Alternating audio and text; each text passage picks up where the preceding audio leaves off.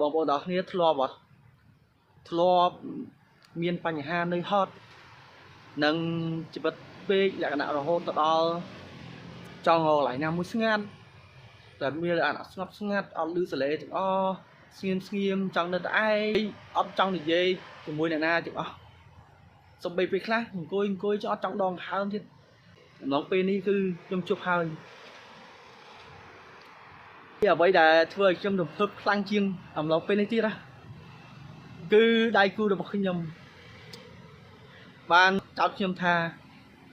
បែងលួចមានស្រីមែនចឹងមិនថារាល់ថ្ងៃចេញធ្វើការមកទៅដល់ក្នុងបន្ទប់ឬក៏ដល់ក្នុងផ្ទះហ្នឹងអង្គុយតុកពេកតែដៃគូចាប់ដើមមកសួរលក្ខណៈគេមកឆ្លតចកគេមុខនិយាយម្ដងតុបធ្វើដូចអាខ្លួនឯងលុយសុំគេអូកម្មនៅធំគិតកម្មអីខ្ញុំអោបខ្ញុំសួរយើងយកមកបងមិនអីមានកាត់អីមែនបងឃើញស្ងាត់ស្ងៀមអមត់កសមួយរយៈនេះហើយទូរស័ព្ទឃើញរូរហូតដឹងលេខណាគឺខ្លះហើយអញ្ចឹងចាប់ដើមគេឆ្លៀតខ្លែងទៀតទេមិនលួចមានស្រីមែនបើឃើញគេតែមកអត់មានឃើញលើកឃើញអីពីខ្លះលើកបានបន្តិចជីកបិទចិត្តអីចឹងបងនេះ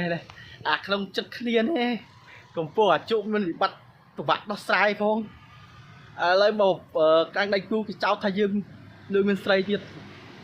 តែក្នុងចិត្តចង់និយាយប្រាប់គាត់វិញថាចេះអូនអើយអូនឃើញលេខគេតែមករហូតហ្នឹងតែពេលខ្លះបងលើកពេលខ្លះបងបានលើកហ្នឹង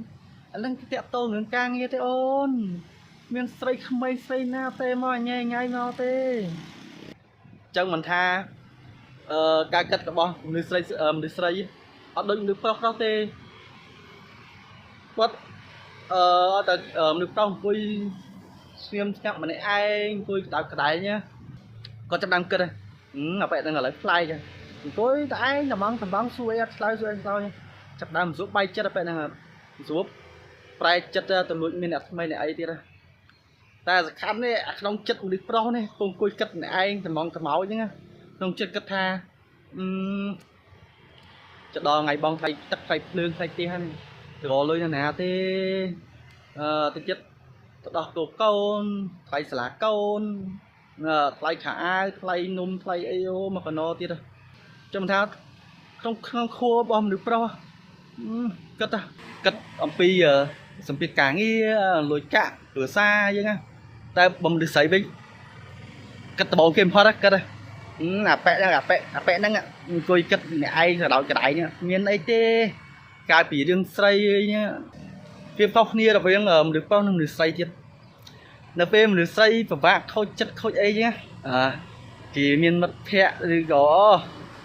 គ្រួសារឬក៏ប្តីអីក៏ដៃគូមិនជួយដោះស្រាយអត់ដោះស្រាយខឹងមិនអត់ដោះស្រាយខ្ញុំបញ្ហាខ្ញុំក៏ដូចជាបញ្ហាបងត្រូវដោះស្រាយគ្នាតែបើពេលមនុស្សប្រុសយើងវិញពេលមានបញ្ហាមិនអាចទៅយំមិនអាចទៅស្រែកប្រាប់ណាគេបានទេមានអង្គុយម្នាក់ឯងស្ងប់ស្ងាត់កន្លែងណាមួយស្ងាត់អង្គុយផឹកកាហ្វេផឹកទឹកទៅអង្គុយនឹកម្នាក់ឯងក្នុងចិត្តបញ្ហាហ្នឹងត្រូវដោះស្រាយមិន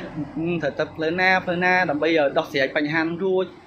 មិនមានបញ្ហាដល់អ្នកផ្ទះអ្នកអីចឹងណាចឹងថាឥឡូវកាត់ពីវិនហ្នឹងចូលមកនិយាយដើមគាត់វិញសំខាន់ណា